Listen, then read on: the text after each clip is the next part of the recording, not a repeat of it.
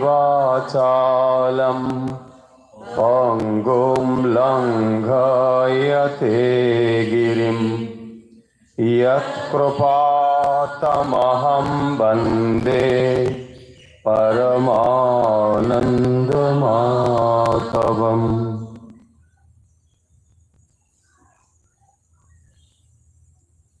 শ্রীমদ্ ভাগবতে আমরা প্রথম অধ্যায় এবং দ্বিতীয় অধ্যায়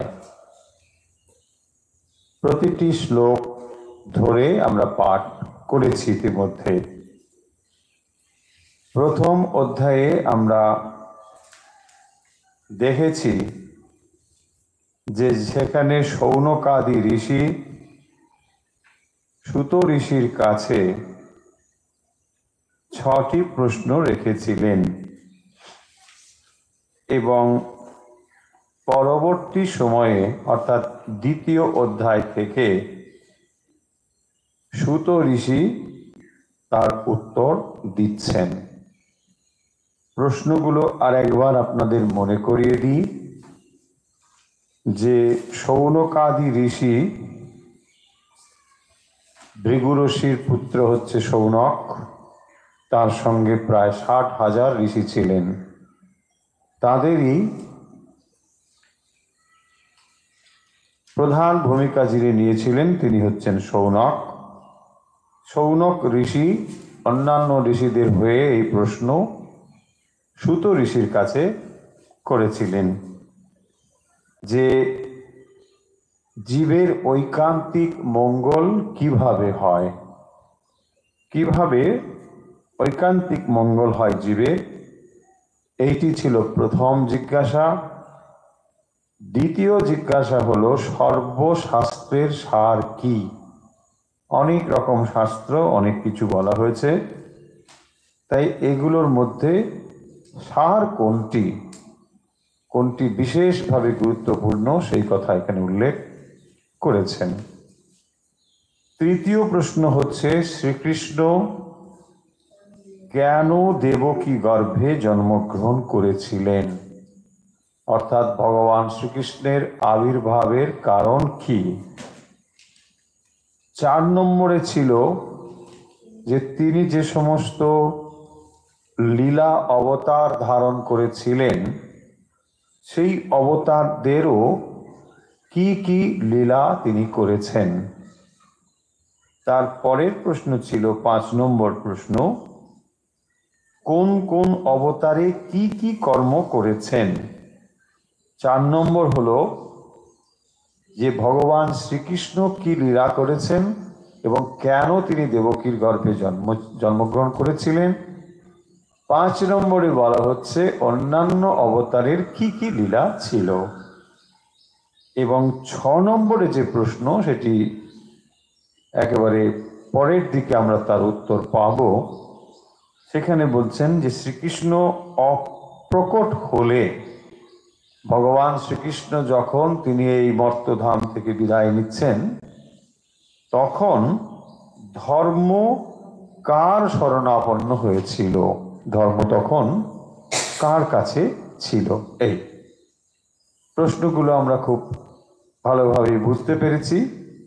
এই প্রশ্নগুলোর উত্তরই পরপর দিয়েছেন, এমন নয় যে একবারে ঠিক পরপরই। এই প্রশ্নগুলোর উত্তরই এখানে আমরা পাব।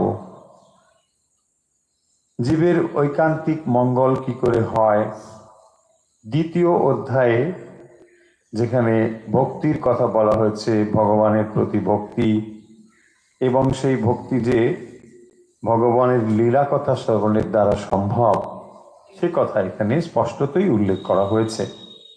বলেছেন যে যদি কেউ শাস্ত্র আদি অধ্যয়ন করে কিন্তু তার যদি ভগবানের প্রতি ভক্তি না হয় তাহলে সব কিছুই বৃথা। কিন্তু ভগবানের প্রতি যদি ভক্তি হয় তাহলে শাস্ত্র পাঠ আদি সমস্ত কিছুই অর্থপূর্ণ হবে। দ্বিতীয় অধ্যায়ের শেষের দিকে আমরা একটি শ্লোক পড়েছিলাম, আপনাদের নিশ্চয়ই মনে থাকবে।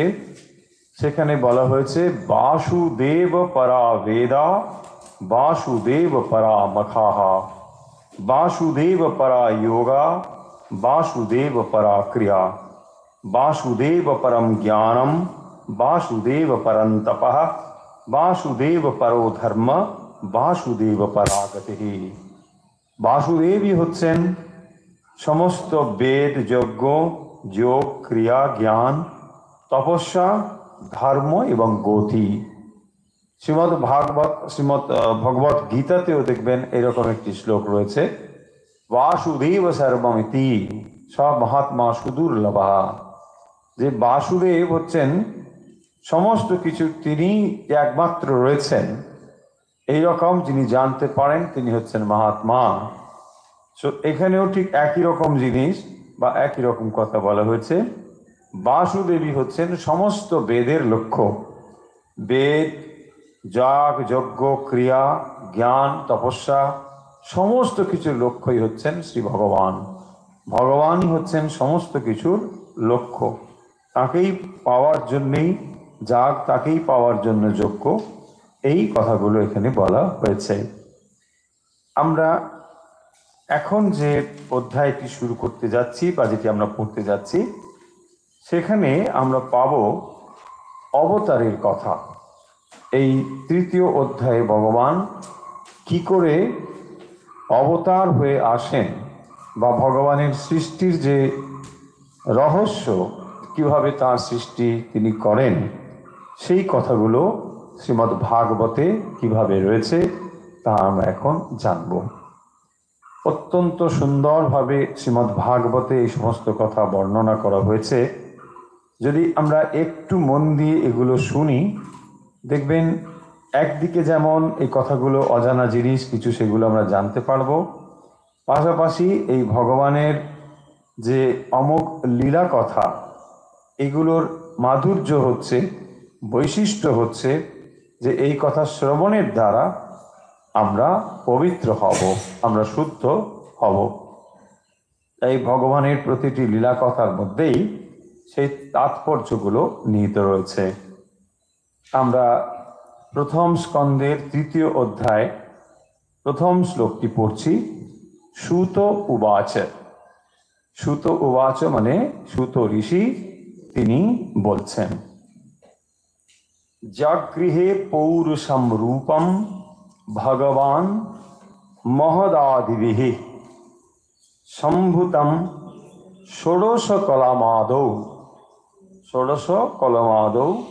লোক শিক্ষিক্ষয়া।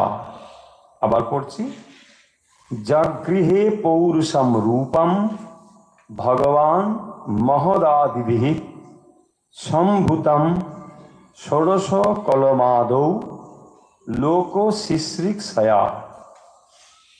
এর অর্থ হলো আদৌ, প্রথমে, মানে সৃষ্টি যখন শুরু হচ্ছে, একেবারে শুরুতে ভগবান লোক শিক্ষিক্ষয়া অর্থাৎ সৃষ্টির জন্য, লোক শিক্ষিক্ষা কথার অর্থ হচ্ছে সৃষ্টি করা, শিক্ষিক্ষয়া মানে সৃষ্টির জন্য, মহদাদিভিঃ মহৎ তত্ত্ব ইত্যাদি দ্বারা, সম্ভূতম ষোড়শকলম, সম্ভূতাং মিলিত, ষোড়শকলম ষোড়শ কলাযুক্ত, পৌরুষম পুরুষ নামক, রূপম শ্রীমূর্তিকে জগৃহে স্বীকার করেছিলেন। তাহলে পুরুষ নামক যে রূপ, এইটি তিনি ধরেছিলেন কখন? একেবারে আদৌ, আদিতে, প্রথমে ভগবান এই যখন তিনি আবির্ভূত হবেন, এইভাবে তিনি আবির্ভূত হচ্ছেন। সেখানে কি বলা হয়েছে না, ষোড়শ কলা। ষোড়শ কলা মানে মহত্তত্ত্ব, অহংকার তত্ত্ব এবং পঞ্চতন্মাত্রা, এই হচ্ছে 16টা। যেমন এখানে বলা হয় এগুলির দ্বারা সৃষ্টি যেমন হয়েছে, এগুলো হলো তন্মাত্র, এবং তার থেকে যে সৃষ্টি হয়েছে সেগুলি হচ্ছে 11টি ইন্দ্রিয়, 5 মানে 5 আবার মন, অর্থাৎ 5 জ্ঞানেন্দ্রিয়, 5 কর্মেন্দ্রিয় এবং মন, তার সঙ্গে মন যুক্ত হওয়া হলো একাদশ ইন্দ্রিয় এবং পঞ্চমহাভূত খ্যাতি অপ্তেজ মরুদ্ভম, এই পাঁচটি, তার সঙ্গে 5 জ্ঞানেন্দ্রিয়, 5 কর্মেন্দ্রিয় এবং মন, এই যে 16টি, একেই বলে ষোড়শ কলা। সেই ষোড়শ কলা এই অংশ, তিনি হচ্ছেন ষোড়শ কল পুরুষ, অর্থাৎ যেখান থেকে এই ষোড়শ কলা আবির্ভূত হয়েছে সেই যে আদি পুরুষ, তাকেই বলা হয় ষোড়শ কল পুরুষ। সেই পুরুষ থেকেই, যদিও ভগবানের শিব বিগ্রহ এইরূপ বস্তু হতে পারে না, কিন্তু এইভাবেই তাকে বর্ণনা করা হয়েছে। এখন এই যে বর্ণনা, এর থেকে আমরা অনেক সময় ভাবি যে এগুলো বোধহয় এরকম জড়বস্তু, ঠিক জড়বস্তু নয়, এখানে চেতন বস্তু, চেতন শরীর, তাই কারণ, তারপরে স্থূল, সূক্ষ্ম এবং কারণ, এই 3টি অবস্থা সেখানে বর্ণনা করা হয়েছে। সেভাবেই এই সৃষ্টির বর্ণনা আমরা দেখতে পাব। 2 নম্বরেও এই কথাগুলো রয়েছে। আমরা 1 নম্বরটা একবার দেখে নিই না। জাগৃহে পৌরুষম রূপম, এই যে পৌরুষম রূপম, তো এটা হচ্ছে তার নাম, পুরুষ নাম, পুরুষাবতার বলা হয়। তো সেই যে পুরুষাবতার রূপম ভগবান মহৎ আদিভি, মহৎ আদিভি মানে মহৎকে আদি করে যেগুলো, অর্থাৎ মহৎ তত্ত্ব, অহংকার তত্ত্ব এবং পঞ্চ তন্মাত্র, এই যে 16টি, এটাকে বলা হয় ষোড়শ কলা। সম্ভূতম ষোড়শ কলা মাদৌ লোক শিশ্রিক ছায়া, তাহলে লোক সৃজনের জন্যে ভগবান এটি করলেন, যিনি স্বরূপত নিরাকার। তিনি আবার যখন সৃষ্টির ইচ্ছে তার ভেতরে হলো, তখন তিনি এইভাবে প্রকাশিত হলেন। ভগবান তিনি নিরাকার, তিনি নির্গুণ, গুণযুক্ত নন, অথচ তিনি আবার সগুণ সাকার বিগ্রহ ধারণ করছেন। সেটি এখানে উপনিষদও এরকম রয়েছে যে তার ভেতরে ইচ্ছে হলো যে তিনি সৃষ্টি করবেন। সেই শুদ্ধ চৈতন্যের মনে কেন সৃষ্টির ইচ্ছে হয় তার ব্যাখ্যা করা যায় না, কারণ তার মনে যা ওঠে সেটাই তখন সঙ্গে সঙ্গে ঘটতে থাকে।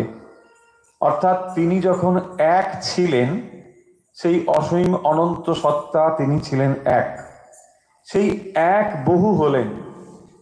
আমি এক রয়েছি, আমি বহু হব। কেন না, বহু না হলে লীলা হয় না, আনন্দ হয় না। সেই আনন্দের জন্যেই তিনি বহু হয়েছেন।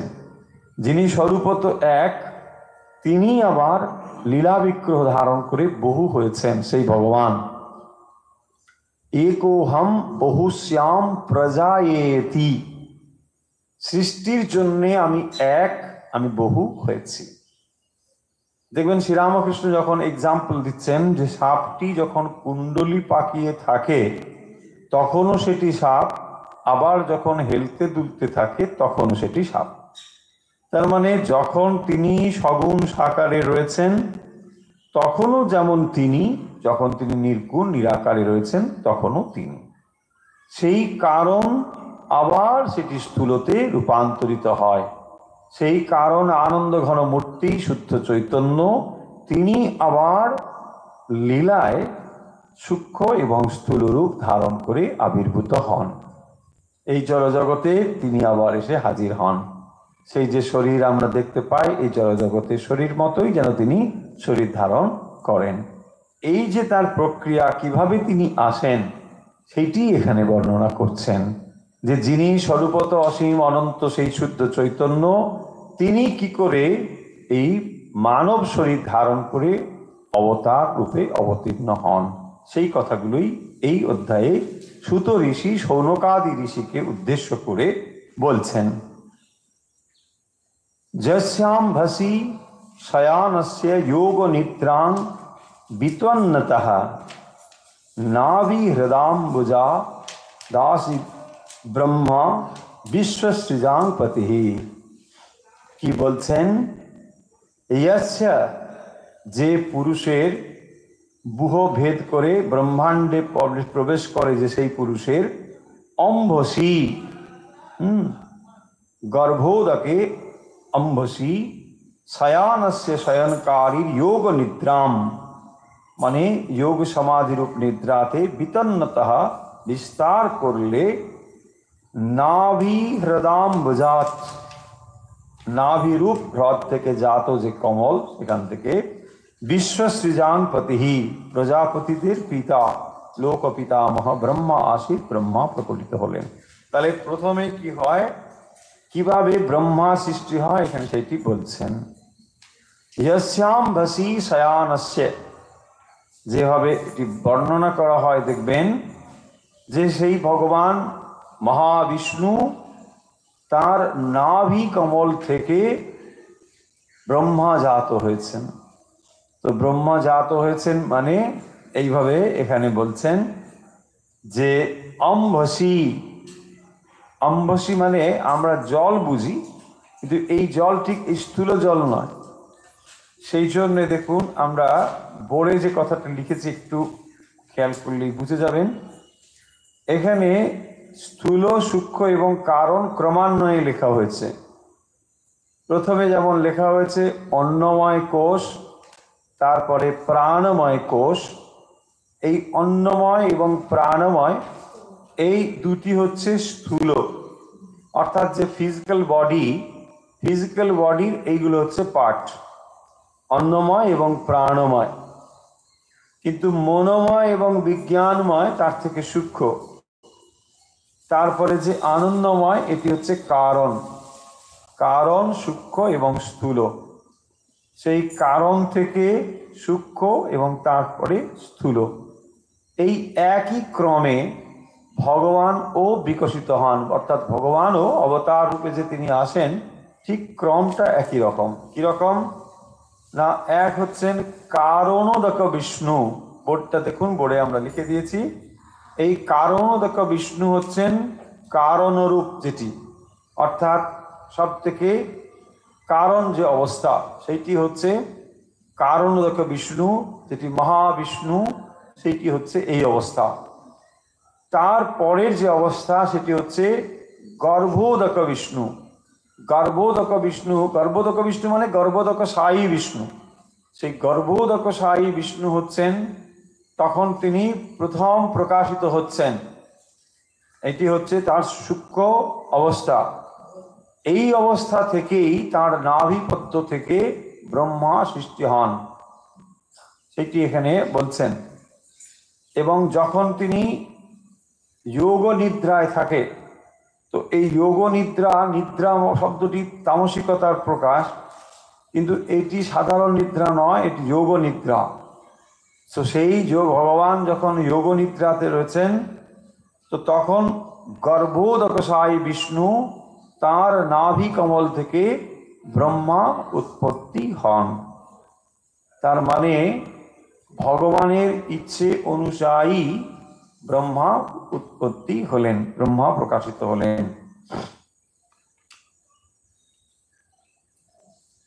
यस्याम्भसि शयानस्य योगो निद्रां वितन्नतः नाभि हृदाम्बुजात् आसित ब्रह्मा विश्वसृजां पतिः। এই যে বিশ্বসৃজাং পতিঃ, বিশ্বসৃজা, বিশ্বসৃজাং মানে প্রজাপতি, প্রজাপতিদেরও পিতা। প্রজাপতিদের পিতা হচ্ছেন লোক পিতামহ ব্রহ্মা আসিত, ব্রহ্মা প্রকটিত হলেন। তো সেই নাভি মানে রূপ হ্রদ থেকে বিশ্বসৃজাং প্রতি, প্রজাপতিদের পিতা লোক পিতামহ ব্রহ্মা, সেখান থেকে বলছেন এই কে এই ভগবান। তার উত্তরে বলছেন প্রথম পুরুষাবতারকে আরো বিস্তৃতভাবে বলছেন। প্রথম পুরুষাবতার, এই যে প্রথমে দেখবেন শ্লোকটিতে রয়েছে পৌরুষম রূপং ভগবান মহদাদিভি। এইটি হচ্ছে পুরুষাবতার বলা হয়, এটা একটা টেকনিক্যাল নাম পুরুষাবতার। এখানে পুরুষ মহিলা এরকম কিন্তু একবারে ভাববেন না। তো এই অবতার হচ্ছেন পুরুষাবতার। সেইটি কিরকম? প্রথম পুরুষ যিনি বিরাট অন্তর্যামী, তো তাকে কিরকম না, যাতে মহত্তত্ত্বাদি লীন থাকে। তো এর পরে হচ্ছে দ্বিতীয় পুরুষ। এই যে আমরা দ্বিতীয় পুরুষের কথা বললাম, সেটি হচ্ছে গর্ভোদকশায়ী বিষ্ণু। তারপরে আসছেন ক্ষীরোদকশায়ী বিষ্ণু, সেটি হচ্ছে তৃতীয়।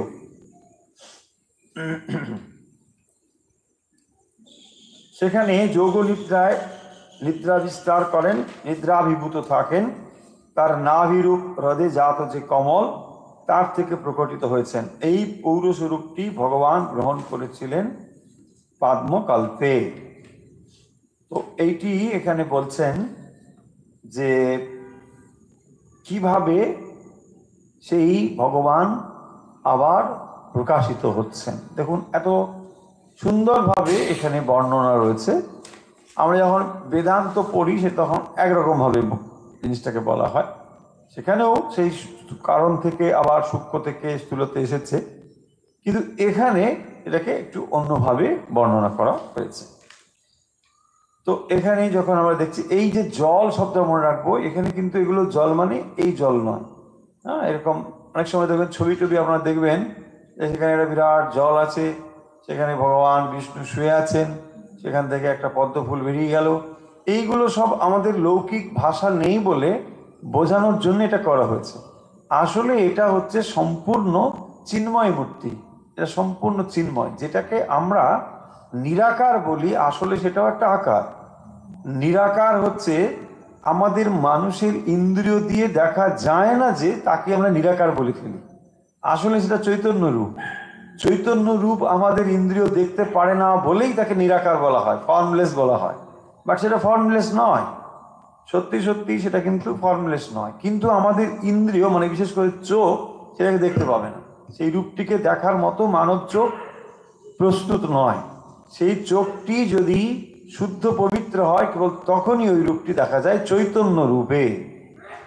সেই জন্যই এটাকে বলা হয় নিরাকার। নিরাকার মানে কিছুই নেই, ঠিক এরকম ব্যাপারটা নয়। যেমন দেখুন আপনি অনেক রকম কেমিক্যাল রয়েছে, এটা কাগজের মধ্যে এমনভাবে দেওয়া থাকে, আপনি ভাববেন এর মধ্যে কিছুই নেই কাগজটায়, কিন্তু ওখানে একটু জল দিয়ে দিন, দেখবেন নানা রকম কালার হয়।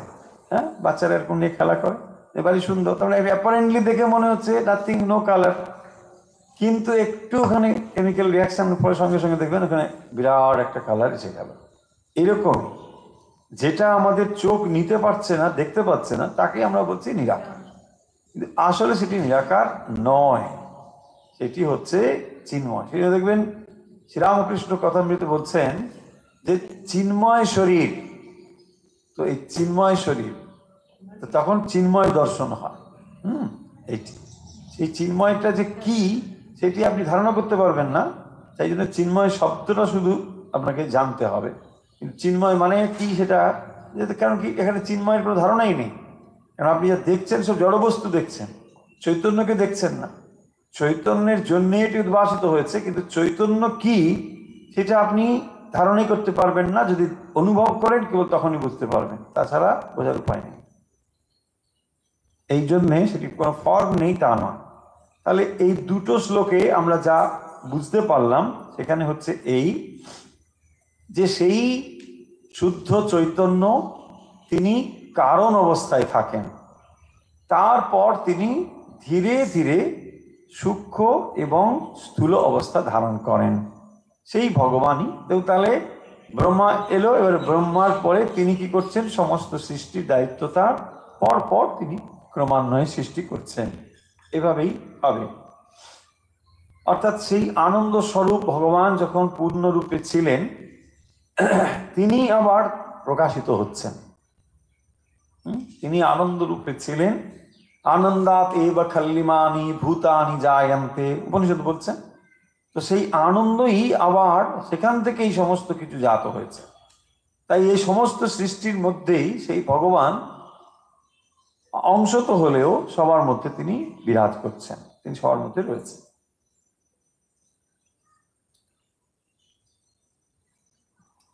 3 নম্বর শ্লোক দেখুন, আমরা আসবো এগুলোকে আবার ইন ডিটেলস আলোচনা করব। যস্যাবয়ব সংস্থাनै কল্পিতো লোক বিস্তরঃ তদ্বৈ ভগবতো রূপম বিশুদ্ধম সত্ত্বমূর্জিতম।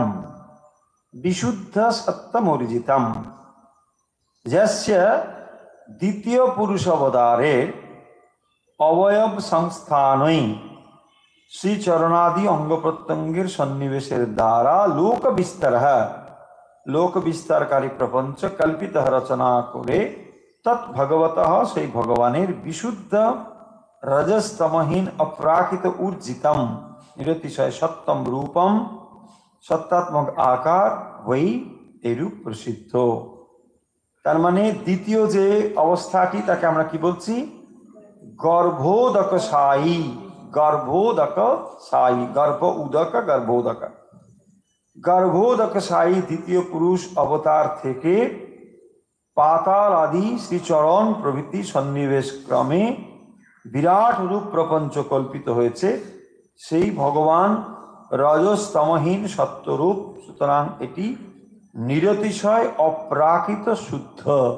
এই যে অপ্রাকৃত মানে তাকে আপনি এই বস্তুর দিয়ে বস্তুর মতন তার শরীর এরকম হওয়া যাবে না, কিন্তু আমাদের বোঝার জন্য ওই রকম করে ছবিগুলো আঁকা হয়েছে, কিন্তু এছাড়া আর উপায় নেই। আমাদের এই পঞ্চভৌতিক জগতে এই উপাদান ছাড়া অন্য উপাদানে বোঝানোর কোনো উপায় নেই, কিন্তু সেটি হচ্ছে সম্পূর্ণভাবে রজ এবং সম্পূর্ণভাবে তমহীন। যেখানে রজ এবং তম সম্পূর্ণভাবে চলে গিয়েছে সেটি হচ্ছে শুদ্ধ সত্য। সেই জন্যে বলেছেন সত্যমূর্জিতম, সেই যে পূর্ণ সত্য অবস্থা ভগবানের সেইটি বলছেন যে গর্ভোদকশায়ী। গর্ভোদকশায়ী বিষ্ণু, বিষ্ণু কথার অর্থ হচ্ছে সর্বব্যাপী। যিনি সর্বব্যাপী তিনি হচ্ছেন বিষ্ণু। কীদৃশম রূপম জগৃহে দদাহ यस्यति ननु कीदृश विग्रहस्तस्य यो अम्बसि शेते स्म तदाह तत्तस्य भगवत रूपम तु विशुद्धम रज आद्य संभिन्नम अतएव ऊर्जितम निरतिशयम सत्वम। तो এইটি শ্রীধর স্বামী তার টিকাতে লিখছেন যে কেমন রূপ তিনি গ্রহণ করেছিলেন তার উত্তরে এই यस्य ইত্যাদি শ্লোকটি বলছেন। কিরকম সেই বিগ্রহ? না যিনি জলে শয়ন করলেন। কিরকম? না তৎ সেই ভগবানের রূপটি হচ্ছে বিশুদ্ধ, রজ প্রভৃতি গুণের সঙ্গে যুক্ত নয়, বিশুদ্ধ সত্য এবং ঊর্জিত অর্থাৎ নিরতিশয় সত্তাত্মক, তাই তিনি জলেও শয়ন করেন। সেই জন্যে দেখবেন যে ভগবান গর্ভোদকশায়ী বিষ্ণু তিনি অনন্ত শয্যায় রয়েছেন। হ্যাঁ, তো এই হচ্ছে সেই রকম ভাবে তার একটি অবস্থা এখানে বর্ণনা করা হয়েছে। তো সেই অসীম অনন্ত অবস্থা আবার তিনি যখন সূক্ষ্ম থেকে স্থূল অবস্থা ধারণ করছেন তাকে আমরা গর্ভোদকশায়ী বিষ্ণু বলছি। কারণোদকশায়ী থেকে তিনি গর্ভোদকশায়ী, এরপরে ক্ষীরোদকশায়ী ভগবান এইভাবে আসছেন।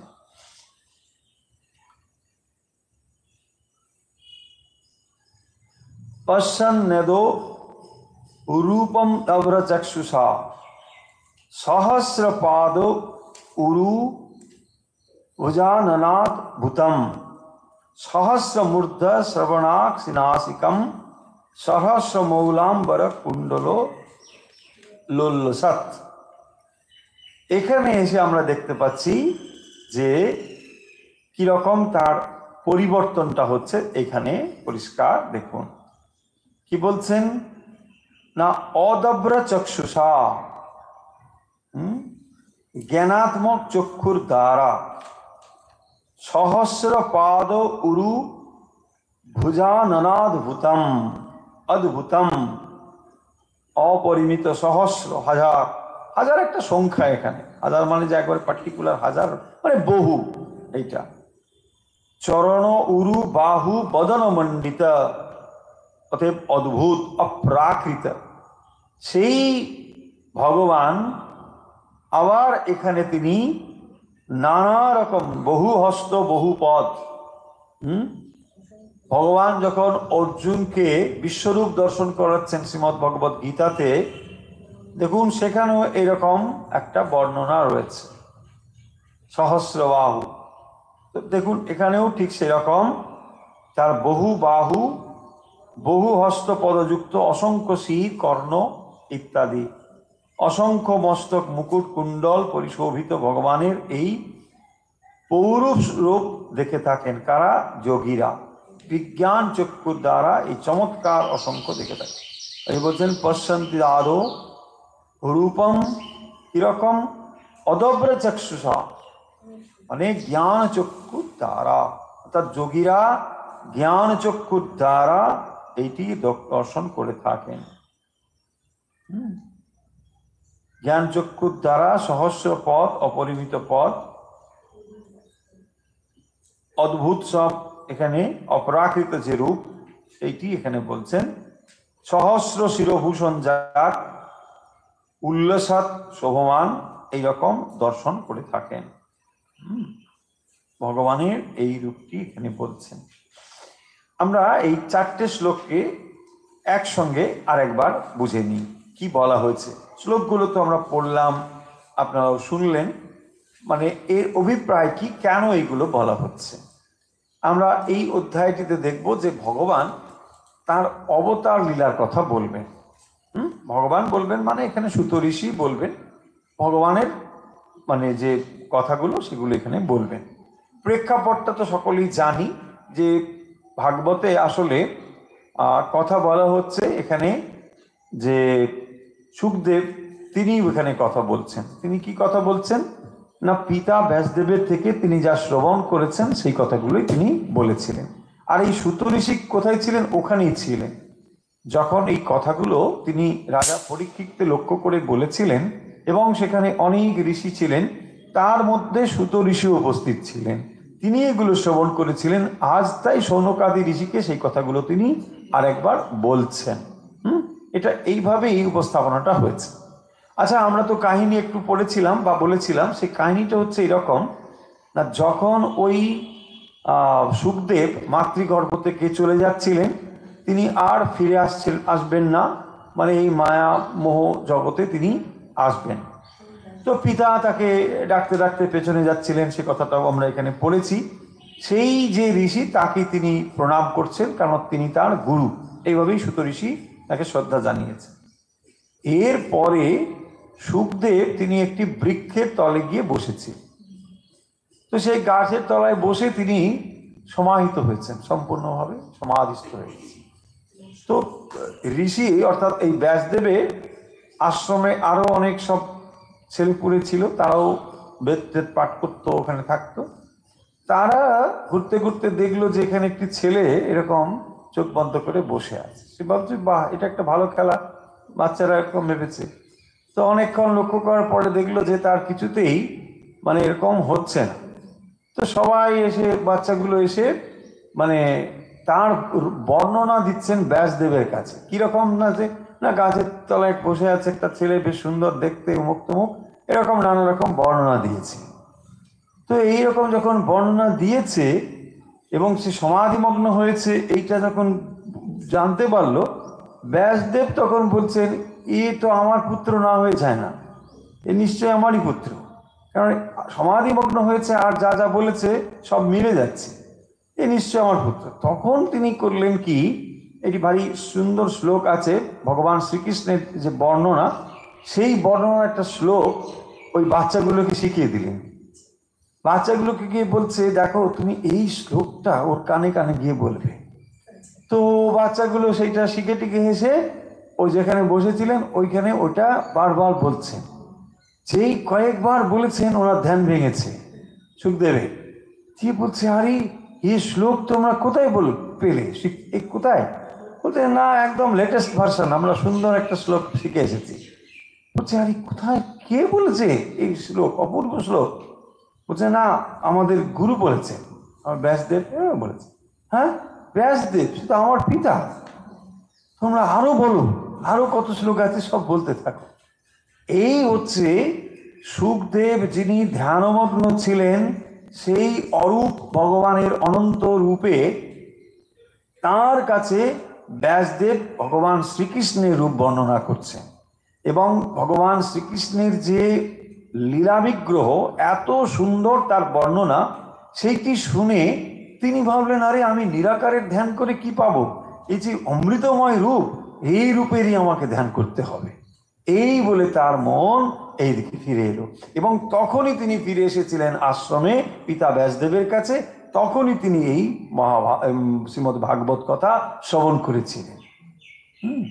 কারণ যে এই অমৃতময় ভগবানের কথা, যে অসীম অনন্ত ভগবান, তার যখন আমরা ধ্যান করছি, সেখানে তাকে আমরা অসীম রূপে ধ্যান করছি, অনন্ত রূপে ধ্যান করছি, সেটি একটি আলাদা ব্যাপার। কিন্তু তার লীলা, তাকে যখন দ্বৈত রূপে যে লীলা তার প্রকাশিত হয়, সেই লীলার যে ধ্যান, সেটি যে এত আনন্দমগ্ন, এত সুন্দর, এটি ধারণা সুখদেবেরও ছিল না। সুখদেব যখন এটি জানতে পারলেন, তিনি আর কাল বিলম্ব না করে ছুটে এসেছিলেন। এবং সেই রস তিনি পাওয়ার পরে সমগ্র মানব জাতির উদ্দেশ্যে, মুখ্যত পরীক্ষিতের উদ্দেশ্যে তিনি এইটি বলেছেন। এবং কি বলা হয় যে সুখ পাখি যা গ্রহণ করেন সেটি আরো মিষ্ট হয়ে যায়, সুমিষ্ট হয়। হ্যাঁ, যদি কোনো ফল সুখ সেটাকে খায়, তার ফলে সুখের উচ্ছিষ্ট আরো সুমধুর হয়। তো সেই জন্যে যেহেতু শ্রীমদ্ ভাগবত সরাসরি ব্যাসদেবের থেকে না পেয়ে আমরা সুখদেবের থেকে পাচ্ছি, এটি আরো মিষ্ট হয়েছে, সুমিষ্ট হয়েছে। তো সেই শ্লোকগুলো রয়েছে দশম স্কন্ধের দিকে, আমরা যখন যাব তখন ভগবান শ্রীকৃষ্ণের কথা রয়েছে, সেইগুলি আমরা জানতে পারব। তো এখানে আমরা দেখতে পাচ্ছি তাহলে কি না, যে কথা শৌনকাদি ঋষি যে প্রশ্ন জানতে চেয়েছিলেন, এখানে সুত ঋষি সেইগুলোকে বর্ণনা করছেন বা বলছেন। সেই কথা বলতে গিয়ে তিনি ভগবান কিভাবে লীলা বিগ্রহ ধারণ করেন বা কিভাবে তিনি জগৎ রূপে প্রকাশিত হন, সেই কথা এখানে বলছেন। তাহলে যিনি অসীম অনন্ত ভগবান, যিনি নিরাকার, সেই নিরাকারই আবার আকার রূপ ধারণ করেন। কি করে করেন সেইটি এখানে বলছেন যে জাগৃহে পৌরুষম রূপম ভগবান মহাদাত ইভি। আচ্ছা, ভগবান কাকে বলে আমরা লিখে দিয়েছি, দেখুন, 6টি গুণ: সমগ্র, ঐশ্বর্য, যশ, বীর্য, শ্রী, জ্ঞান, বৈরাগ্য। এটা সমগ্র থাকবে, হ্যাঁ, অংশ নয়, কলা নয়। সেই জন্যে অবতারের এখানে আমরা দেখতে পাবো 3টি শ্রেণীবিন্যাস রয়েছে। একটি হচ্ছে পূর্ণাবতার, একটি কলা, আর একটি অংশ।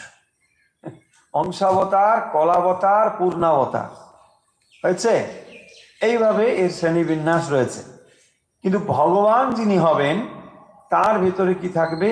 সমগ্র ঐশ্বর্য থাকবে, সমগ্র যশ থাকবে, সমগ্র বীর্য, সমগ্র শ্রী, সমগ্র জ্ঞান, সমগ্র বৈরাগ্য। তাকেই বলা হবে ভগবান। সেই ভগবান এক না অনেক? সেই ভগবান এক, একজনই সেই ভগবান। তার মনে যখন এই ইচ্ছে হয়, সেই মুহূর্তেই সৃষ্টি প্রকাশিত হয়। হ্যাঁ, ভগবান তার ইচ্ছে হলো, আজকে ইচ্ছে হলো একটু শুয়ে পড়ো, কালকে আরেকবার দেখা যাক, চেষ্টা করে পরশু দিন হবে, এরকম ব্যাপারটা না। যেই ইচ্ছে হলো সেই মুহূর্তেই প্রকাশিত হয়ে গেল। তাহলে ভেবে দেখুন ভগবানের ইচ্ছে শক্তি কত কত প্রবল শক্তিশালী। তার ইচ্ছেতেই এই বিশ্ব ব্রহ্মাণ্ড আমরা দেখতে পাচ্ছি। এই যে স্থূল রূপটা দেখতে পাচ্ছি, সেই স্থূল রূপের কারণ রূপে হচ্ছে ভগবান আছেন। তিনি কারণ রূপে আছেন। কারণটা কিরকম বুঝবো? মানে ধরুন একটি বীজ, তার থেকে একটা বৃক্ষ, ঠিক এরকম ভাবে সেই বীজটি প্রকাশিত হলো আবার একটা বৃক্ষ রূপে। এই কারণটা হচ্ছে সেই বীজ স্বরূপ। কিন্তু বীজটা তাৎক্ষণিকভাবে তখনই যখন আপনি দেখছেন তখন এটা গাছ দেখতে পাচ্ছেন না, কিন্তু একটি বিশাল বৃক্ষের জন্য ওই ছোট্ট একটি বীজই যথেষ্ট, তাই না? উদাহরণ দিয়ে বলা হয় বট গাছের বীজ, কত ছোট, সামান্যই, কিন্তু তার ভেতরেই এত বড় প্রকাণ্ড, একটা বট গাছ নয়, এরকম হাজার হাজার লক্ষ লক্ষ বট গাছের সম্ভাবনা রয়েছে ওই বীজের মধ্যে। তাহলে এটা যদি আমরা বুঝতে পারি, তাহলে এবার বুঝে নিন ভগবান যখন কারণরূপে আছেন, তার থেকে এই যে মহাবিশ্ব সৃষ্টি হয়েছে সমস্ত কিছু অসম্ভব কিছু নয়। কিন্তু আমরা কি করি, আমরা শুধু প্রকাশটাকে দেখেই আমরা বাকি অংশটাকে অস্বীকার করি। বলছেন না, দুটোকেই দেখতে হবে। যখন গাছ প্রকাশিত হয়েছে তখন নিশ্চয়ই একটা রুট কজ ছিল, সেই কজ ছাড়া কি গাছটা হতে পারে? কখনোই হতে পারে না। কিন্তু আমরা দেখছি না, গাছ নিয়ে বিশ্লেষণ করছি, কিন্তু গাছের যে কজ, কারণ, সেটা আমরা আর বিশ্লেষণ করছি না ওই সময়। সেইটাই হচ্ছে এখানে ভগবান বলছেন যে সেই ভগবান তিনি অনন্ত অসীম রয়েছে না, দেখবেন ভগবান কি করছেন না, অনন্ত শয্যায় তিনি শায়িত আছেন। তো সেই অনন্ত শয্যায় ভগবান শায়িত আছেন মানে এগুলো সবই একটা মানে রূপকের ভাবে আমাদের কাছে বলা হয়। আসলে আমরা না হলে ধারণা করতে পারবো না, বুঝতেই পারবো না। আর শুয়ে আছেন মানে ভগবান শুয়ে আছেন, তার মানে অনেকক্ষণ টিভি দেখেছেন বা খেলা টেলা দেখেছেন, তারপরে হয়তো শুয়ে, তা নয়। ভগবান স্বয়ং অবস্থাটাকে বোঝানো হচ্ছে তার ওই শুদ্ধ সত্য অবস্থার তামসিক অবস্থা। তামসিক অবস্থা মানে যোগ নিদ্রা অবস্থা। তো ভগবান যখন যোগ নিদ্রায় নিদ্রিত, সেই অবস্থাটিকে বোঝানোর জন্যে স্বয়ং ওইটি বোঝানো হয়েছে। পদ্মনাভ, যার নাভি থেকে পদ্ম প্রকাশিত হয়ে ব্রহ্মা প্রকাশিত হয়েছে। সেই যে ব্রহ্মা, এই ব্রহ্মা কোথায় আছেন না, এই যে পদ্ম একটা যে বলা হলো, তার সেন্টারে রয়েছেন ব্রহ্মা। এবারে তাকেই কেন্দ্র করে এই সমগ্র সৃষ্টি চলছে। দেখুন, তিনি রয়েছেন এখানে, ভগবান থেকে নাভি কমল থেকে ব্রহ্মার জন্ম হলো। সেই ব্রহ্মা রয়েছেন কোথায় না, এই সব কিছুর কেন্দ্রে রয়েছেন। আর যত কিছু আমরা কমল রূপ দেখতে পাচ্ছি, এই কমল রূপটি হচ্ছে সমগ্র সৃষ্টি। এবং তার মধ্যে কি কি রয়েছে না, এই চতুর্দশ যে লোকের কথা বলা হয়, এই সমস্ত চতুর্দশ লোক ওই পদ্মের মধ্যেই আছে। তাহলে সেটা কি পদ্ম? এই পদ্ম? No, never, impossible. কিন্তু আমাদের আর বোঝানোর ভাষা নেই বলে স্থূল রূপে আমরা একটা ওরকম ছবি টবি এঁকে, একটা দেখবেন অনেক জায়গায় এরকম প্রিন্টেড ছবিও দেখা যাবে, নাভি কমল থেকে জাত হলো, কিন্তু আসলে এগুলো একটা প্রতীক ভাবে আমাদের বোঝানো হয়। প্রতীক ভাবে বোঝানো হয়, নাহলে আর কোনো ভাষা নেই। আপনি দেখুন, সেখানে সৃষ্টির সময় সেখানে পদ্ম ফুল কোত্থেকে আসবে? এই পদ্ম মানে এই লোটাস, তা নয়। আসলে এটাকে বোঝানো হচ্ছে যে পদ্ম মানে দেখবেন তার একটা সেন্টার পয়েন্ট আছে, ওই সেন্টার পয়েন্টটিতে হচ্ছে ব্রহ্মা আছেন। এবং তাকে কেন্দ্র করে এই সমগ্র সৃষ্টিটা চলছে, তিনি এই সৃষ্টিটাকে চালাচ্ছেন। দেখুন, এই যে অপূর্ব একটা সুন্দর কথা, এই কথা ভগবান এখানে মানে সুত ঋষি বলছেন। সৃষ্টির কথাগুলো শৌনকাদি ঋষি শ্রবণ করবেন, তার কথাগুলো বলছেন। তাহলে রাজা পরীক্ষিত তিনি আর 7 দিন মাত্র বেঁচে আছেন। 7 দিন পরেই তিনি মানে ঋষির অভিশাপ আছে না, ফলে অভিশপ্ত জীবন নিয়ে আছে। কিন্তু এর ভাগ্য দেখুন, ইনি তো অর্জুনের নাতি, তাই না? অর্জুনের নাতি, উত্তরার গর্ভে জন্মগ্রহণ করেছেন এবং সেখানে তিনি ভগবান শ্রীকৃষ্ণ তাকে রক্ষা করেছেন। এত ব্যাকগ্রাউন্ড তার, কিন্তু তিনি কলির প্রতাপে, কলির এত প্রভাব যে তার বুদ্ধি টুদ্ধি সব তখন ওই সময়ের জন্য লোপ পেয়েছিল, এবং তার ফলেই তার এই পরিণতি। এবং সেখানে এই জ্ঞান শৌনক আদি ঋষিকে উদ্দেশ্য করে সুত ঋষি বলছেন যে সেখানে সুখদেব এইভাবেই তাকে বর্ণনা করেছিলেন। তাহলে তত্ত্বটা সম্পূর্ণভাবে বলে দিচ্ছেন যে ভগবান কিভাবে কারণ থেকে স্থূল সূক্ষ্মে তিনি রূপান্তরিত হয়ে এই জগৎ সৃষ্টি করেছেন। তার মানে কি বলছেন দেখুন তো, এই সমস্ত কিছুর পেছনে যে সেই স্বয়ং ভগবান আছেন, এই তত্ত্বটাই তো খাড়া করছেন, এই তত্ত্বের ভেতরেই তো যাচ্ছেন যে যা কিছু তোমরা দেখতে পাচ্ছ, যা কিছু দেখতে পাচ্ছ, ভগবান ছাড়া আর কিছু নেই। আপনি বলবেন যে আচ্ছা, এত এত এত থেকে এত বৈচিত্র্য কি করে হলো? সেটাই তো হয়, আশ্চর্য তো এখানে। দেখুন, একটা মানুষ যখন জন্মগ্রহণ করে, হ্যাঁ, শুক্র থেকে তার জন্ম হয়, সেটা কত কত কত কত সহজ নরম একটা কেমন জিনিস, তাই না? সেখান থেকেই দেখুন এই মানব শরীরে কত বৈচিত্র্যময় তৈরি হয়েছে, কত শক্ত শক্ত হাড় তৈরি হয়েছে, কত কিছু। প্রত্যেকটা কোষ দেখুন কত আলাদা রকম ফাংশন করে, আলাদা রকম। এই দেহের মধ্যে আমাদের কত কোষ রয়েছে, একটা কোষ থেকে কত কোষ তৈরি হয়েছে এবং কত বৈচিত্র্যময় কোষ তৈরি হয়েছে দেখুন তো। তাহলে মাইক্রোস্কোপিক একটা সেলের মধ্যে এত কিছু নিহিত ছিল, একটা পুরো ব্যক্তিত্ব সেখানে নিহিত ছিল। কি করে? আশ্চর্য না? আশ্চর্য তো, এটাই তো আশ্চর্য, অদ্ভুত আশ্চর্য এটাই। একটা মানব ছোট্ট একটা কোষের মধ্যে কি অপূর্ব একটা জিনিস নিহিত ছিল। এবং প্রতিটি আপনার হার্টের কোষ একরকম ভাবে ফাংশন করে, বডির অন্য জায়গার কোষ অন্যভাবে ফাংশন করে। অত সোজা নয়। কি করে এত বৈচিত্র্য হয়ে গেল? সেই ভগবান সমস্ত কিছুর ভেতরে রয়েছে, সেই কথাগুলো এখানে বলছেন সুত ঋষি। জগৃহে পৌরুষম রূপং ভগবান মহতাদিবিহি। মহতাদি, মহৎ তত্ত্ব, অহংকার তত্ত্ব এবং পঞ্চতন্মাত্র, এবং সেটাই প্রকাশিত হচ্ছে সৃষ্টিতে। কিরকম না, একাদশ ইন্দ্রিয় এবং পঞ্চমহাভূত।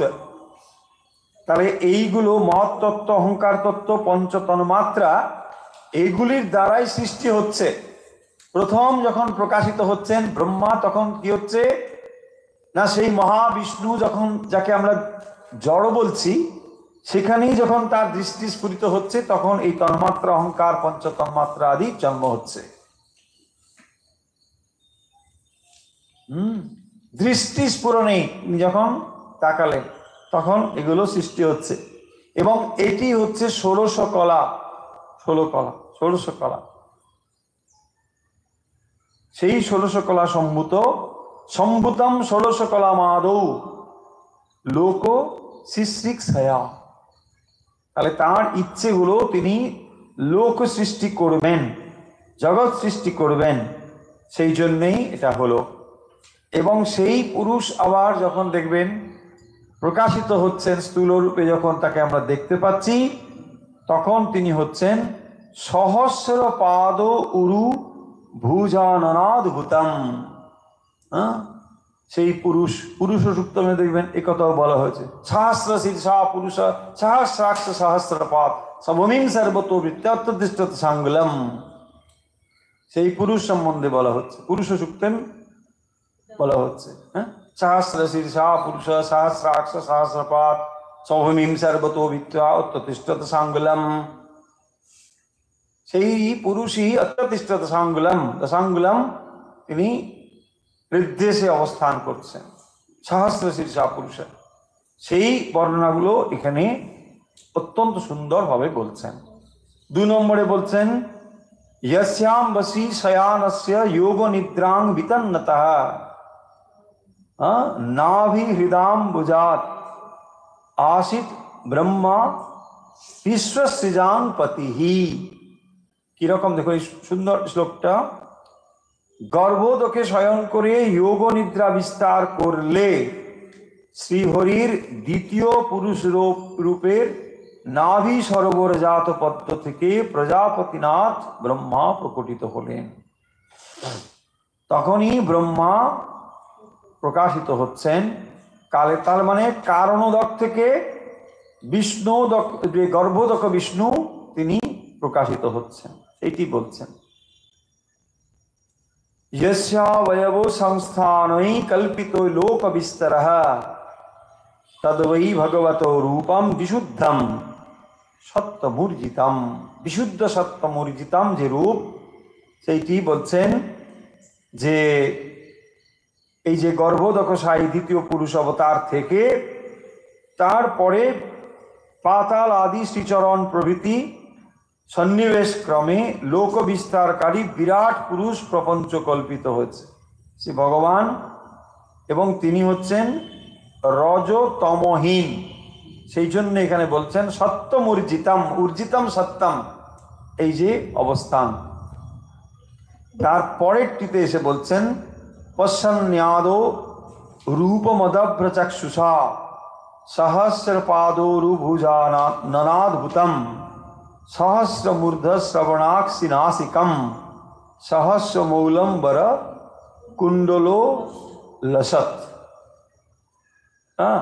তো যেখানে বলছেন এই যে যেখানে যোগীরা অশেষ বিজ্ঞান চক্ষুর দ্বারাই তাকে দর্শন করতে পারেন, রূপম অদব্র চক্ষুষা, সেই তাকে কি করে জানতে পারেন না, সহস্র পাদ উরুভুজানাম, হস্তপদ মুখযুক্ত অসংখ্য শির কর্ণ চক্ষু নাসাযুক্ত অসংখ্য মস্তক মুকুট কুণ্ডল পরিশোভিত ভগবানের এই যে পৌরুষ রূপ, এইটি তারা দেখে থাকেন যোগীরা এইভাবে।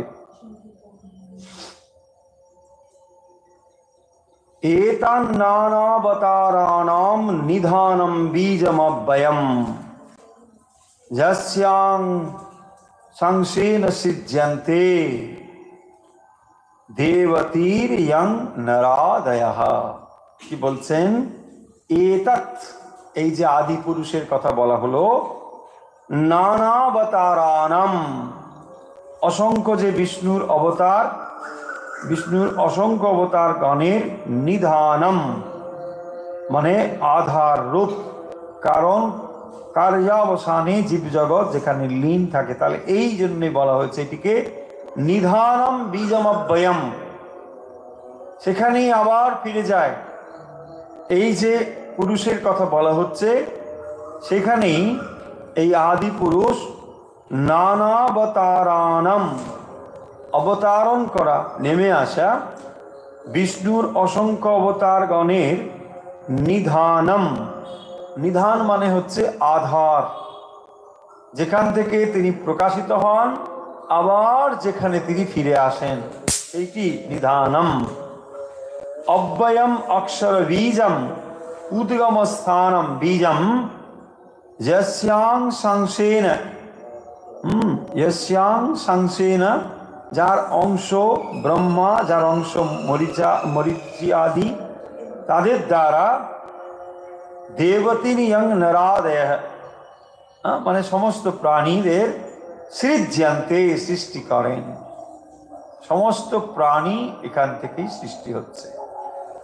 তাহলে এতৎ নানা অবতারাণম, বিষ্ণুর যে বিভিন্ন অবতার, তখন তিনি অবতার আসবে, নানা অবতার এখানে বলছেন, পরে এক এক করে করে তার আবার এক একটা করে বর্ণনা দেবেন।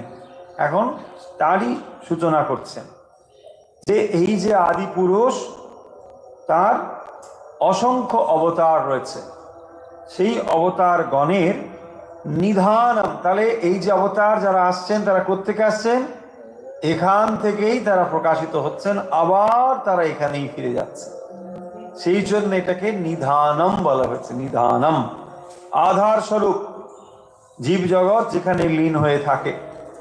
তাহলে দেখুন সাধারণ মানুষের ক্ষেত্রেও লক্ষ্য করুন, ঠিক এইরকমই হয় যে যখন আপনি রাত্রে স্বপ্ন দেখছেন, নানা কিছু সৃষ্টি হলো, আপনি এখানে যাচ্ছেন ওখানে যাচ্ছেন, নানা বৈচিত্র্য, কিন্তু সেগুলো নিধানটা কোথায়? মন।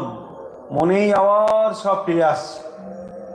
যখন আপনি জেগে উঠছেন কোনো কিছু নেই, তাহলে সমস্ত মন থেকে বেরিয়েছিল আবার মনে এসে আসছে। এই যে মন, ওই বিরাট পুরুষের মন, সেই বিরাট পুরুষের মন থেকে এই জগৎ উদ্ভাসিত হচ্ছে, আবার ফিরে যাচ্ছে বিরাট পুরুষের মনে। দেখো, বুঝতে সুবিধা হবে। আমাদের মন থেকে যেমন এই জগৎ সৃষ্টি হচ্ছে, আবার তাকে আমরা নানা বৈচিত্র্যে দেখতে পাচ্ছি স্বপ্নাবস্থায়, আবার সেটি ফিরে যাচ্ছে, ঠিক একই রকম ভাবে সেই বিরাট পুরুষের মন থেকে এটি প্রকাশিত হচ্ছে, আবার তার মধ্যে ফিরে যাচ্ছে। সেইটি বলছেন যে ওইভাবেই সেটি ফিরে যায়। এবং সেটি কিরকম না, অব্যয়ম বীজম উদ্গম স্থানম বীজম যস্য অংশ যস্যাংশেন, মানে তার যে অংশ, যস্যাম সৃজ্যন্তে দেবতী ইয়ং নরাদয়ঃ, দেবতীর ইয়ং নরাদয়ঃ। তো এখানে সমস্ত যে প্রাণী, সমস্ত প্রাণী, নরাদয়া মানে নরকে আদি করে সমস্ত প্রাণী তারই সৃজ্যন্তে সৃষ্টি হয়। তাহলে সেই বিরাট পুরুষের মন থেকে যখন সৃষ্টির ইচ্ছে হয়, তখন সমস্ত কিছু প্রকাশিত হয়। সেটা কিরকম হয়? তার প্রথম সৃষ্টির হলো ব্রহ্মা, সেই ব্রহ্মা আবার তাকে যখন ভার দেওয়া হয়, তার থেকে আবার সমস্ত কিছু প্রকাশিত হয়। আমরা সেগুলো ওই ভগবত গীতা পড়তে গিয়ে দেখেছি যে ব্রহ্মা থেকে কিভাবে প্রকাশিত হয়, হ্যাঁ, আবার সব তার মধ্যে ফিরে যায় এইভাবে। তাহলে কারণ থেকে সূক্ষ্ম এবং তারপরে স্থূল, সেখানেই আমরা এখানে তিনটে নাম শুধু পেয়েছি। এইভাবেই কেউ কেউ এটাকে বর্ণনা করে থাকেন। সেটি হচ্ছে কারণোদকশায়ী বিষ্ণু, গর্ভোদকশায়ী বিষ্ণু এবং স্থিরোদকশায়ী বিষ্ণু। এইভাবে এটাকে কেউ কেউ বর্ণনা করে থাকে। আসল ব্যাপারটা এমন কিছু সাংঘাতিক নয় যে মানে ব্যাপারটা কি তাহলে কিরকম। আসল একটা হচ্ছে কারণ, তার থেকে সূক্ষ্ম, তার থেকে স্থূল, ধীরে ধীরে এইভাবে এটা হয়। প্রত্যেকটা জিনিসের এরকম একটা রূপ আছে। সেই রূপটি যেমন আমাদের অন্নময়, প্রাণময়, মনোময়, বিজ্ঞানময় যে আনন্দময় কোষগুলো বললাম, সেখানেও দেখবেন দুটো হচ্ছে স্থূল, তারপর একটা সূক্ষ্ম এবং তারপর একটা কারণ। সেখানেও এই জিনিসটা রয়েছে। হ্যাঁ, তো এই কারণ রূপটা, আনন্দময় কোষই হচ্ছে কারণ রূপ, তারপর বিজ্ঞান মনোময় হচ্ছে সূক্ষ্ম রূপ। এই কথা আমরা আগে বলেছি। এখান থেকে এই যে চতুর্দশ ভুবনের কথা বলা হয়, মানে সব ভূর্ভুবস্ব মহাজন তপসত্ব ইত্যাদি, এই পুরো, তারপরে এখানে যে সাতটা আছে, মাঝখানে রয়েছেন এই মানে লোকটি, যে লোকে আমরা এখন রয়েছি, যে লোকে আমরা ভাগবত পাঠ করছি, সেই লোকটি। অন্যান্য লোকেও সব আছে, সেখানেও তারা অন্য কিছু পড়ছেন, ভাগবত ঠাকুর হয়তো পড়ছে না, অন্য কিছু পড়ছে। তো এই সিলেবাস এক একটা থেকে তো সিলেবাস আছে, যেরকম সিলেবাস আমাদের এখানে, এই সিলেবাস আমরা এটা পড়ে যাচ্ছি। হ্যাঁ, দেখুন তাহলে এর ভেতরে এইসব কত সুন্দর সুন্দর কথা রয়েছে। আর এগোবো না, দরকার নেই, আর এগোবো না।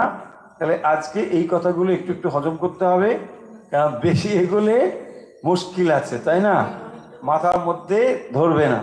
তাহলে আজকে যেটা পড়া হলো একটু সামাপ করে নিই, তাহলে বুঝতে সুবিধা হবে। গল্পের মতন করে একটু দেখে নিই। আসলে ব্যাপারটা যা হয়েছিল এখানে আমরা দেখব যে মানে শৌনকাদি এবং সুত ঋষি, যা এই কনভারসেশন থেকে এটা মানে চলেছে। তো সেখানে শৌনকাদি ঋষি এরা ছিলেন কি 60,000 ঋষি নিয়ে এরা নৈমিষারণ্যে একটা যজ্ঞ করছিলেন। তো সেই যজ্ঞাদি করবার পরে খানিকটা করে সময় থাকে, তো তখন তারা কি করেন, ধর্ম আলোচনা করেন, অন্য কিছু করেন না, ঋষিরা এটাই করেন। তো যখন এরকম হচ্ছিল, সেখানে সুত ব্রহ্ম ঋষি তিনি এসে হাজির হয়েছিলেন। হ্যাঁ, তো উগ্রশ্রবা সুত ব্রহ্ম ঋষি তিনি এসেছেন সেখানে। তো তিনি যখন এসেছেন, তার কাছে সবাই খুব শ্রদ্ধাযুক্ত তাকে শ্রদ্ধা করেন। তো তার কাছে বলছেন যে আপনি তাহলে যখন এসেছেন, আমাদের এই প্রশ্নের একটু উত্তর দিতে হবে, আপনি এসেছেন, খুবই তাকে অভ্যর্থনা জানানো হয়েছে। তো তখন তিনি বলছেন, হ্যাঁ নিশ্চয়ই নিশ্চয়ই, আপনি যে প্রশ্নগুলো আপনারা যা করেছেন খুবই সুন্দর প্রশ্ন, সেই প্রশ্নগুলো কি আমরা একটু আগে বললাম। তো তখন এই কথা শুনে টুনে তিনি বলছেন আমি একে উত্তর দেবো, কিন্তু উত্তর দেওয়ার আগে তিনি করছেন গুরু বন্দনা করছেন। খুব স্বাভাবিক, এটাই হচ্ছে শিষ্টজনের রুচি বা এটাই হচ্ছে প্রক্রিয়া। তো তিনি গুরু গুরুকে প্রণাম জানিয়েছেন। তো গুরুকে প্রণাম জানাতে গিয়ে আমরা বুঝতে পারলাম আসলে গুরু হচ্ছেন সুখদেব। কারণ সেখানে যে যে বর্ণনাগুলো দেওয়া হয়েছে তখন তিনি কি করেছিলেন, একেবারে এমন অবস্থা প্রাপ্ত হয়েছিলেন, মাতৃগর্ভ থেকে তিনি যখন চলে যাচ্ছিলেন তখনও তিনি উপনীত হননি, তার মানে উপবিদ ধারণ ইত্যাদি তখনও তিনি করেননি। তো এইরকম সংস্কারহীন অবস্থাতে তিনি যখন যাচ্ছেন, তো তখন গাছপালা ইত্যাদি সবই ব্রহ্মভাবে ভাবিত হয়েছেন। কারণ তিনি এত পিওর, এত পবিত্র ছিলেন যে পিতা যে প্রশ্নগুলো করছেন তার উত্তরই গাছপালাগুলোই দিচ্ছেন। তার মানে উনি যে মাইন্ডের যে স্তরে ছিলেন, সমস্ত গাছপালা সেই স্তরে তখন উন্নীত হয়ে ছিল। বোঝা যাচ্ছে যে ব্রহ্মজ্ঞানী যিনি, তার মেন্টাল স্ট্যাটাসটা এতটা হাই যে তার পারিপার্শ্বিক যারা গাছপালা পর্যন্ত তারাও যেন ওইভাবে ওই অবস্থায় প্রাপ্ত হয়েছিলেন। তো তারপরে আমরা দেখছি যে এখানে সেই কথাটা বলেছেন যে আরে ওখানে আগুন রয়েছে, ওখানে যাচ্ছে না, ওখানে গেলেই বুঝতে পারবে, আর এখানে চলে আসছে। কি মুশকিল দেখুন, ওরা বুঝে গেছে এখন কদিন থাকার পরে যে ওখানে গেলেই সঙ্গে সঙ্গে ব্রহ্মজ্ঞান হয়ে যাবে, তাই ওখানে যাচ্ছে না। হ্যাঁ, বলছে না আমরা লীলাতে থাকবো, ব্রহ্মজ্ঞান চাই না, সেই জন্যে এখানে লীলায় রক্ত খেতে এসেছে। মুশকিল ব্যাপার। তো এইরকম ব্যাপার হচ্ছিল। তারপরে কি হলো না, সুত ঋষি ওই কথাগুলোর উত্তর একটু একটু করে দিচ্ছেন। তো তিনি যেভাবে সেটা শ্রবণ করেছেন মানে সুখদেবের কাছ থেকে, সেইভাবেই এটা তিনি পরপর বর্ণনা করবেন। এইখানে বিশেষ করে এই অধ্যায়টিতে এখানে অবতার লীলার কথাটা বলা হবে। অবতার লীলার কথা বলা হবে মানে এখানে ইন ডিটেলসেই বলা হবে, একেবারে শুরু থেকে কোন কোন অবতার হয়েছিলেন কিভাবে, তারই একটা সূচনা এখানে দিচ্ছেন। ওই যে পঞ্চম শ্লোকটা আমরা পড়লাম, সেখানে দেখবেন ওই অংশাবতার এইসব নানা রকম ব্যাপারগুলো আসবে, সেখানে অবতারের একটা কথা বলেছে, মানে এই পুরুষ থেকেই অবতার আসছেন, আবার এখানে তিনি ফিরে যান, এটা বলবেন। তার আগে যে 4টি শ্লোক বলা হলো সেখানে মূল যে কথাটা বলা হচ্ছে যে এই অসীম অনন্ত যখন ভগবান রয়েছেন, তার থেকে কিভাবে সেটি প্রকাশিত হচ্ছে, মানে সূক্ষ্ম স্থূল সেই রূপটি এখানে বলেছেন।